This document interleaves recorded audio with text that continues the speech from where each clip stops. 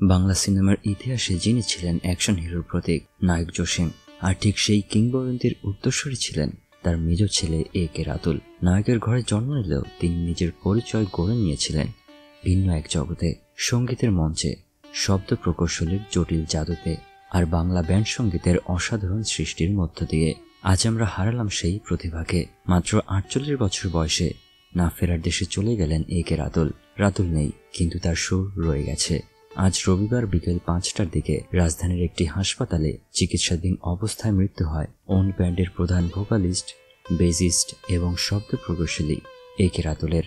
জানা গেছে, দুপুরে ব্যায়াম করার সময় হঠাৎ করে হৃদরোগে আক্রান্ত হয়ে পড়েন তিনি। উত্তরার একটি জিমে অনুশীলনের সময় পড়ে যান।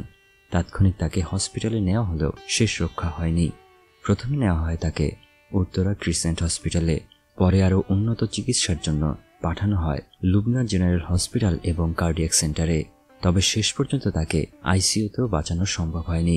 রাতুল শুধু গায়কই ছিলেন না, তিনি ছিলেন একজন দক্ষ শব্দ প্রকৌশলী, বাংলাদেশের সঙ্গীত প্রযোজনার পেছনের নায়ক। ব্যান্ড ওন্ডের পাশাপাশি তিনি কাজ করেছেন ট্রেনরেক, পরাহ এবং অর্থহীনের ফোনিক্স ডায়েরি ওয়ানে।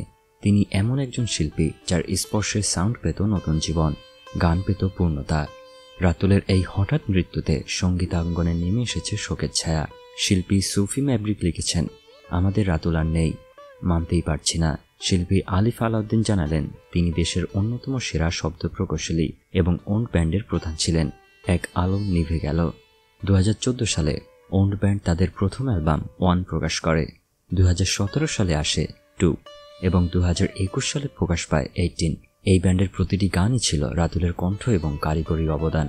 ভক্তদের ভালোবাসা আর সমর্থন পেয়েছে তার প্রতিটি সৃষ্টি। তার কণ্ঠ ছিল ব্যতিক্রমী, আর সাউন্ড ডিজাইন ছিল ইন্টারন্যাশনাল মানের। প্রয়াত চিত্রনায়ক জসিমের সন্তান ছিলেন তিনি। নায়ক বাবার জনপ্রিয়তা আর সম্মান তিনি বহন করেছেন নীরবে।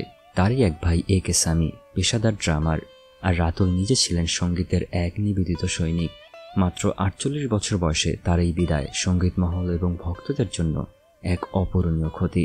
আজ আমরা হারিয়েছি এক সঙ্গীত যোদ্ধাকে, যার সৃষ্টিতে মিশেছিল প্যাশন, কারিগরি দক্ষতা এবং ভালোবাসা। তার পরিবার, বন্ধু, ভক্ত ও সহকর্মীদের প্রতি রইল আমাদের গভীর সমবেদনা।